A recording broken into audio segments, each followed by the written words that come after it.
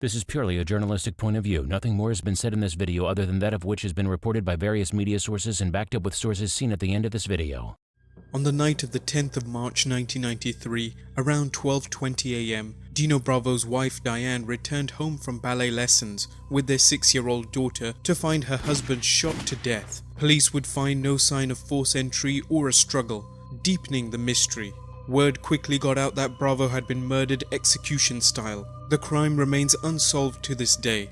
But what is known suggests Bravo, whose uncle was once head of organized crime in Montreal, was involved in criminal activity after his wrestling career ended abruptly. Join us now as Behind the Titantron examines the death of Dino Bravo.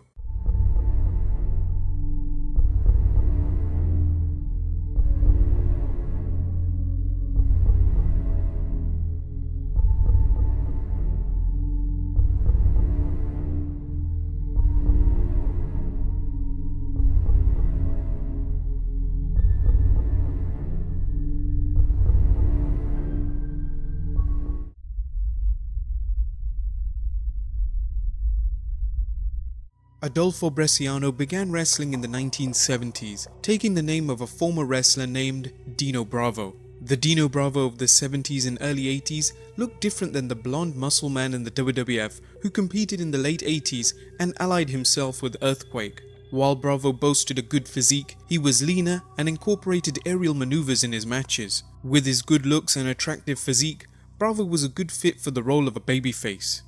Bravo found success across North America, traveling through Canada and the United States. He began wrestling in Montreal's Grand Prix territory, teaming with the popular Gino Brito as his kayfabe cousin.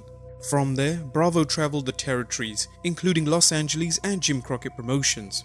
Bravo held a variety of regional titles including the Montreal Grand Prix Tag Team Championship with Gino and the NWA World Tag Team Championship with Tim Mr. Wrestling Woods in Jim Crockett Promotions. Bravo traveled to the WWF, teaming with Dominic DeNucci and defeating Mr. Fuji and Toru Tanaka for the WWF Tag Team Championship. He returned to Canada, where he became a legend in Montreal's international wrestling, holding the promotion's heavyweight championship multiple times and its tag team championship once. Bravo also held the Canadian heavyweight championship in Frank Tunney's Maple Leaf Wrestling territory. Bravo then returned to the WWF in 1985, working as a babyface. His popularity in Montreal created a problem when he was scheduled to face Hulk Hogan in the main event at the Montreal Forum. The match had to be changed, reportedly because WWF officials feared Hogan would get booed out of the building due to Bravo's immense popularity.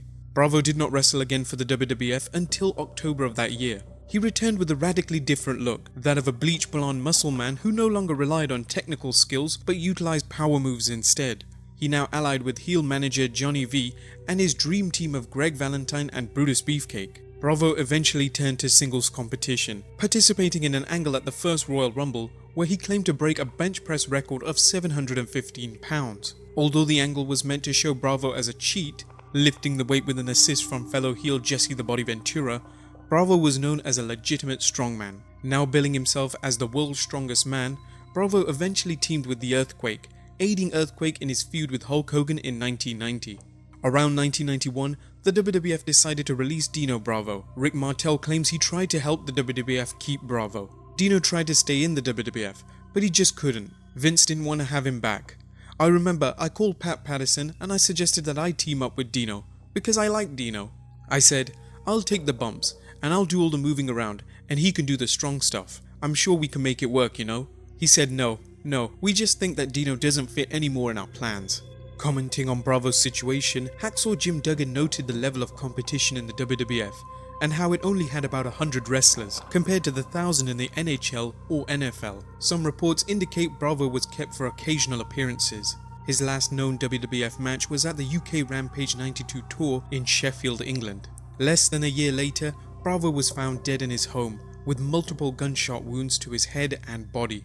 The circumstances involving the shooting suggested he was executed gangland style. Rumors quickly spread that Bravo had been executed at the order of organized crime. If so, why and by whom? What led to a once successful wrestler to engage in organized crime?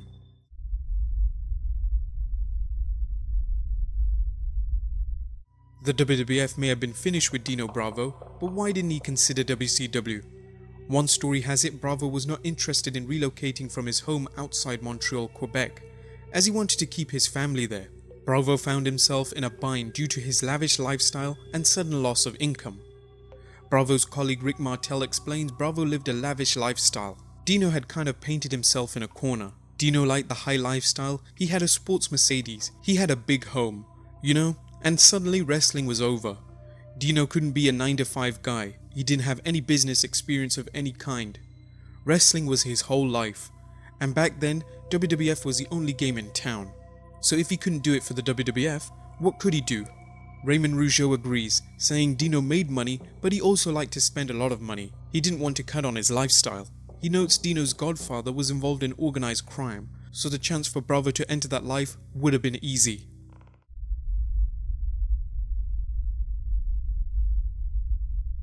Bravo did have options, albeit illegal ones. Bravo's Aunt Maria was married to Vic Cotroni, the alleged godfather of Montreal's organized crime scene. According to Dave Meltzer's tributes, Bravo chauffeured Vic's relatives Paul Cotroni, another person tied to the underworld. Some stories indicate Vic Cotroni invited Bravo to work for him on several occasions, but Bravo declined. It was a route Bravo did not want to embark upon, but according to Rick Martel, Bravo apparently had a change of heart. Rick Martel claims Bravo was upset when he had to borrow money from his own mother.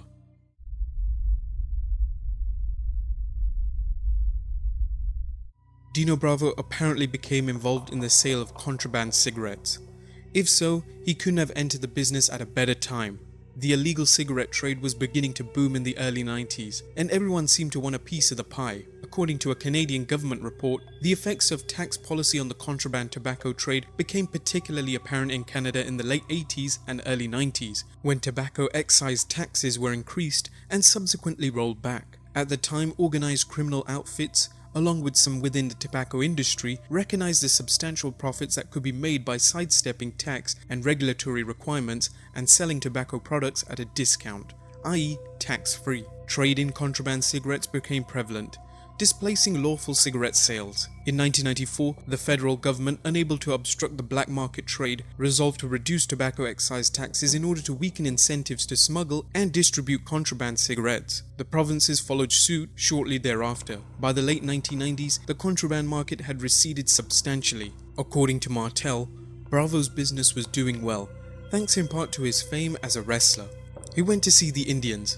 The Indians had the river, so they could pass cigarettes across like crazy, or arms, whatever.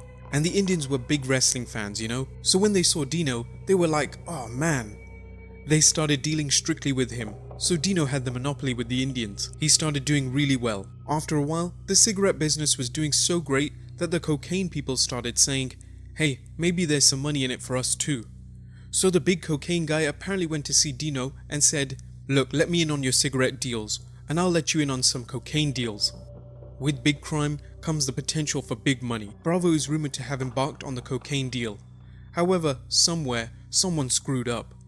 According to Martel, so what apparently happened is they did some kind of agreement. Dino had a $400,000 shipment in some warehouse somewhere, and it stayed there for like 3 days. And on the third day when the cocaine guy went to pick it up, the police were there. So they were blaming each other. Dino was saying, you should have picked it up on the first day, and it would never have happened. You shouldn't have let it sit there. Regardless of whose fault it was, Bravo was under the gun, figuratively and literally. He was apparently held responsible for the $400,000 worth of merchandise confiscated by the police. According to one official with the Royal Canadian Mounted Police, a loss of that magnitude would warrant a mob hit.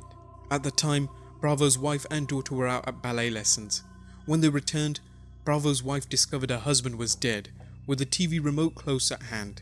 According to Martel, Bravo's daughter was sleeping at the time, so she did not see the horrific scene of blood on the ceiling.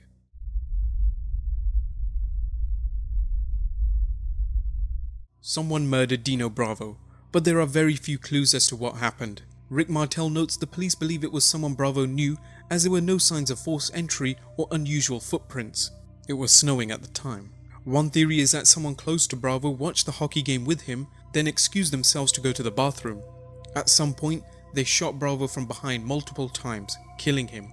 Larval police would find few clues. Police found 17 shells from semi-automatic .22 and .370 caliber guns on the floor of Bravo's living room. Because there were no signs of a struggle or forced entry, police believe Bravo knew his killers. Because there were so many shots fired, including one which broke a window, and because none of his neighbors heard anything, it caused speculation that the killers had silencers. Police also found a large sum of money in his home. Police believe Bravo's fiasco with confiscated contraband led to his execution. Who ordered the hit and who committed it remained a mystery. His death caught some by surprise. Rumor and innuendo surround the case, and as we have seen, most of what is known is based on speculation. Bravo's colleagues, like the general public, remain mystified, only knowing their memories of Dino Bravo, the man. For example, in a shoot interview, wrestlers Demolition Axe and Smash state they have no idea exactly what happened, but Axe noted Dino was always happy. Dino's manager Frenchie Martin also expressed surprise at Dino's murder, remarking he had a good relationship with Bravo. Still, there was talk in the wrestling world that Dino Bravo was in trouble shortly before his death. According to Bret Hart, a nervous Dino had recently confided to close friends that his days were numbered. Dino Bravo's murder remains unsolved, casting a cloud over a remarkable career. While his life choices apparently led to his death, many of his friends and fans argue people should focus on the positives of his career, his popularity with fans, and his peers. Well guys, I hope you enjoyed this week's Behind the Titantron video. We would really appreciate if you could like the video, share it, comment and subscribe if you haven't already. And I'll see you next time with some more wrestling content.